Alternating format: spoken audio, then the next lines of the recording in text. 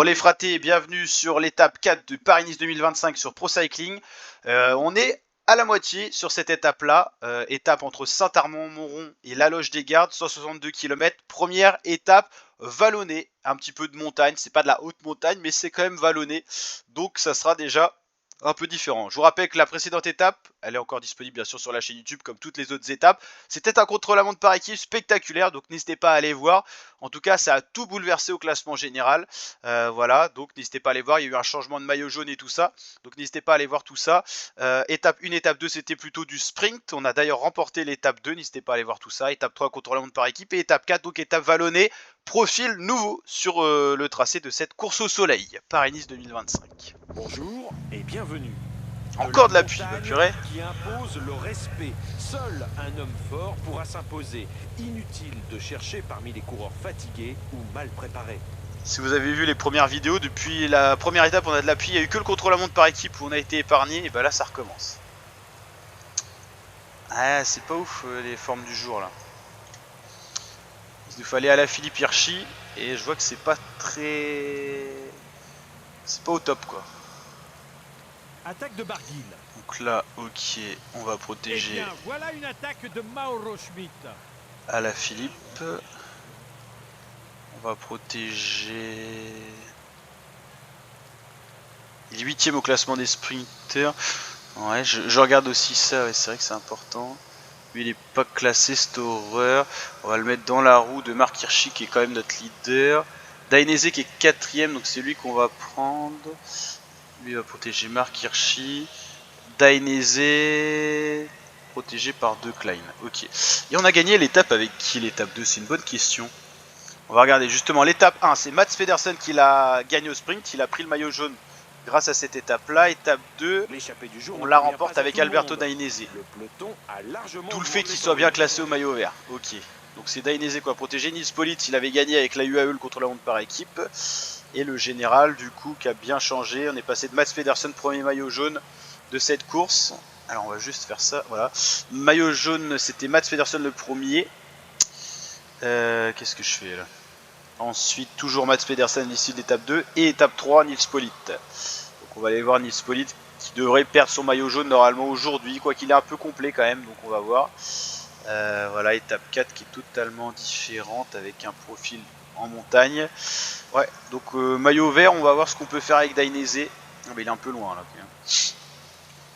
Ça roule fort là en tout cas. Bon, c'est le genre d'étape on peut la remporter avec un Marc Hirschi ou un Julien Alaphilippe. Que deux mecs en tête, Mauro Schmidt et Warren Barguil.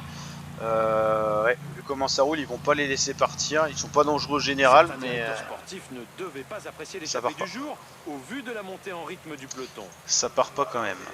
Dainese, il faudrait qu'on joue le classement du maillot vert. Il y a 10 points à prendre, donc on va essayer de faire ça. Alors au niveau du général, ce qui nous importe, c'est le général avec Hirschi et Alaphilippe. Donc ils sont encore dans la course, ok. Ah, Paul Lapera, champion de France qui attaque. Tout seul. On va regarder un peu les difficultés du jour et on va ravitailler en attendant. Ok. Donc première difficulté, ça va, hein, c'est pas non plus l'Amérique. La deuxième, ok. Et la dernière, il y a des secondes d'attribuer à l'arrivée, ça c'est important. 10, 6 et 4. Ça c'est important. Ok. On met en accéléré pour voir un peu ce qui se passe. On va aller voir un peu l'échappée. Ah, ils sont cuits, hein. Ils ont pas réussi à faire le trou et derrière ça roule. L'échappée n'arrive pas à se dessiner et le peloton qui roule bien avec Brian Coquard en l'occurrence pour la Cofidis. On a 3 hommes en tête mais 20 secondes à mon avis ça sera pas la bonne échappée. Ah ça y est, ça laisse partir. Et ben ils seront 3 en tête. On va aller voir un peu l'effectif. Paul Lapera, champion de France pour la Decathlon AG2R, Mauro Schmidt pour la Jayco Alula et Barguil pour alors une équipe qui a totalement changé de nom. Alors j'utilise le Joker, c'est la Picnic PostNL. C'était l'ancienne DSM. 1 minute 36, ça y est, l'échappée a réussi à partir. Alors pourquoi les Cofidis ont roulé? Ok, l'attaque très tôt. Afin d'éviter les Caricap UAE, travaille en tête pour Sivakov. UAE, ils UAE qui roulent, mais moi j'ai vu Cofidis et on sait pas trop pourquoi. Puis là ils disent que les grosses écuries ne se soucient plus de l'échapper vu qu'ils ont laissé partir. Ça c'est trop chiant quand il pleut dans le jeu. T'as le bruit en continu. Ah c'est pour Dylan Teuns qui espère remporter cette étape. C'est vrai qu'il est arrivé chez Cofidis. Ok. Bah c'est pour ça qu'ils roulent les Cofidis. Dylan Teuns qui est encore placé au général. C'est vrai qu'il a un profil qui pourrait correspondre assez punchy et tout ça. Allez, 2 minutes 19 d'avance. On va regarder un peu le profil de l'arrivée. Arrivée assez large en montée. Il y a des pourcentages assez durs mais c'est au début de la montée. Hein. Donc ok. Et puis en fait toute la fin de la course à partir de la première côte répertoriée. Bah, si vous voulez c'est un profil assez vallonné. Donc pour des mecs comme Hirschi Alaphilippe dans notre équipe c'est parfait. Je protège aussi Storer parce que c'est notre meilleur grimpeur. Si on regarde un petit peu, donc Tronsin c'est pas du tout pour lui, Dainese encore moins. Lui il faudra juste qu'il prenne les points de maillot vert. De Klein pas du tout pour lui. Bon, on a les 3 duos Alaphilippe, Hirschi, Storer qui peuvent faire quelque chose aujourd'hui. On va essayer de jouer à la fois le général. Alors est-ce que Marc Hirschi vous pensez qu'il a la capacité de jouer le général? Il est bon partout, mais un peu faible en montagne. Il lui faudrait une très bonne forme durant toute la course pour espérer remporter ce Paris-Nice. Mais il est bon sur les terrains vallonnés, donc c'est ça qui me fait espérer. Et c'est vrai qu'ils ont rajouté maintenant moyenne montagne, MM et montagne. Donc en montagne pure il est pas terrible, mais c'est vrai que là c'est plutôt du vallonné, on est d'accord. 3 minutes d'avance pour l'échapper, le peloton leur laisse pas énormément de marge quand même, hein, quand on y pense. Stratégiquement va falloir ravitailler avant cette côte de 3ème catégorie, la première, parce que le terrain va commencer à devenir plus compliqué. Donc, ok, on ravitaille juste avant les côtes et puis après va falloir être au top. Bon, normalement il pleut, il fait pas très chaud, ça joue aussi pour la déshydratation des coureurs. Allez, Dainese on va le replacer juste avant la côte parce que lui il faut qu'il nous arrive jusqu'au sprint intermédiaire, ce qui va pas être une masse à faire parce qu'il est vraiment pas bon grimpeur. Donc, plus on le met haut dans le peloton, plus il va descendre, mais moins lent il descendra. S'il commence déjà dernier, ça va être compliqué. Donc je le replace dans le gros, dans la patate comme on dit. Qu'est-ce qui roule vite le peloton? UAE va faire quelque chose, ça c'est sûr, ils vont bouger, hein, vu comment ils roulent. Ah, bah, ils arrêtent de rouler au moment où je le dis. Quoi. Et ça attaque déjà devant. Ah, c'est vrai que j'avais le maillot de grimpeur avec Alaphilippe, mais je peux pas tout jouer là. Si j'attaque maintenant avec Alaphilippe, je pourrais jamais jouer l'arrivée. Il y a combien de points d'attribués à l'arrivée? On sait jamais, 10. Ouais, donc ça vaut plus. Eh bien, voilà une attaque de Mauro Schmidt. Oh, putain, j'ai cru que c'était. Énorme chute au sein du peloton. Les coureurs ne sont pas tous repartis. Qu'est-ce qui s'est passé? Ah oui, d'accord. Un passage délicat avec des pourcentages. J'ai même pas eu le temps de voir. C'est Mauro Schmidt qui a pris les points, mais il était pas dangereux pour Alaf, vu qu'il avait pas de points. Ensuite, Barguil, il était pas dangereux. Et il y avait que lui. Non, même pas, il avait pas de points non plus. Donc en vrai, c'était pas grave. Moi, j'ai 11 points avec Alaf. Donc au final, ils en ont 3, 2 et 1. C'est pas des dangers. Alors, comment ça a donné avec... Oh, parfait, Dainese encore bien dedans. Ok, parfait. 1,36, hein. L'échappée ira pas au bout, ça c'est sûr. Est-ce qu'ils vont pouvoir prendre les points de l'avant-dernière ascension de la journée? C'est pas sûr non plus. Hein. Ça arrive fort. Putain, les mecs qui ont chuté, ils ont vraiment pas chuté au bon moment. Est-ce qu'il y a des favoris là-dedans? Kilich, non, pour l'Alpecin. Fabien Doubé, non. Gogol, non, bon, il y en a pas. Donc ils vont rallier l'arrivée. En retard, pas avec le peloton, ça c'est certain. Ok. 1,08. Ouais, le peloton veut pas rattraper tout de suite. Pourquoi? Parce que si le peloton rattrape l'échappée, il y aura peut-être encore des attaques. Donc il les laisse devant. Ouh. J'avais pas calculé, mais il y a Woodpulse et Jorgensen qui ont attaqué là. Ah, c'est costaud là. Attendez, comment ça se fait que la Visma Leise Bike roule alors que Jorgensen vient de partir? C'est UAE qui roule maintenant. Ouais, du coup, c'est foutu pour les autres pour prendre les points. Là, c'est plutôt une course de leader. Oh, le truc costaud là. Putain, c'est tôt, hein. C'est très tôt pour accélérer comme ça.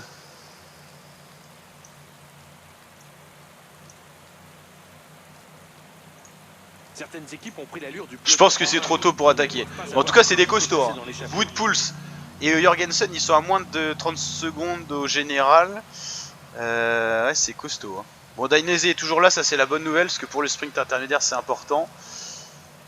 Plusieurs coureurs sont en difficulté. Marc Hirschi, il va falloir qu'il se replace. C'est UAE qui roule, ça nous arrange. Putain, ça a explosé un peu dans le peloton là. Hirschi il est encore bien frais, ça c'est cool. Alaf aussi.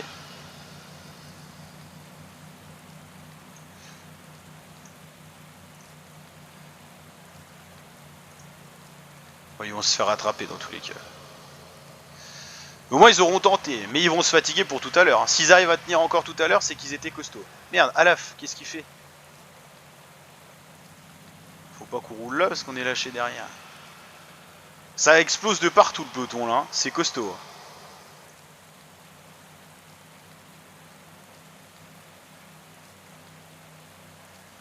Merde, c'est Dainese, ouais voilà. Et ça va pas être évident hein. Allez prendre les points, il est un peu cuit. Hein. Ça grimpe surtout.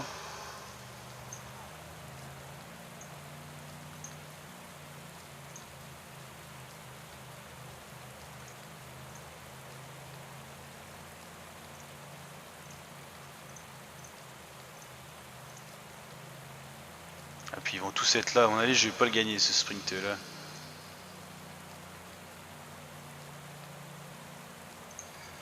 Je vais partir un peu tôt je pense. Personne le fait. Bah tant mieux hein. Encore 15 km à parcourir. C'est bien là hein. Ah c'est 10 points gratuits. Hein. Ça me remet à 47 et à 7 points du premier, hein. C'est pas mal ça. C'est une très bonne opération ça.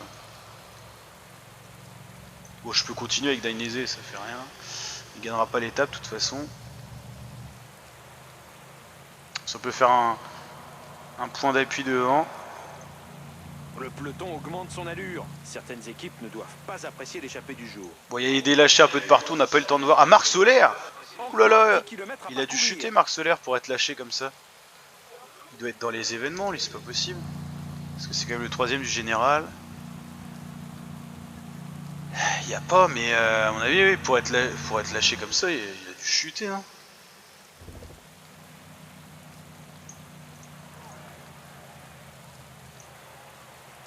Il faudrait qu'il récupère Marc Hirschi. Juju à la Philippe aussi. Il est plus protégé à la Si, il est protégé, mais par un mec qui est plus là.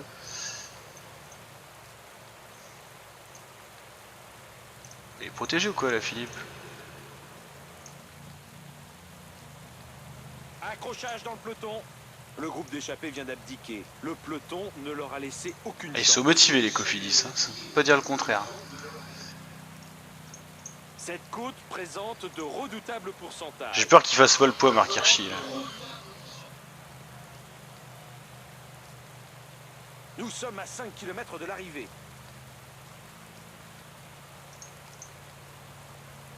Décroché. Un leader vient de se faire décrocher. C'est qui les leaders décrochés là? Bon, c'est mes... Ah non, c'est mes coureurs, c'est pas des leaders ça. Alors qui c'est les leaders?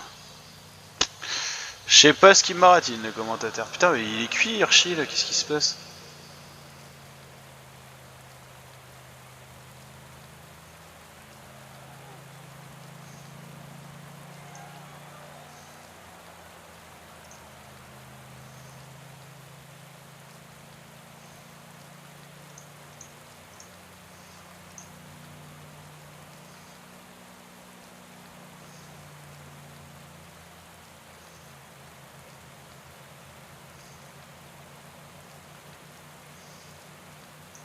Je suis pas à mon prime là.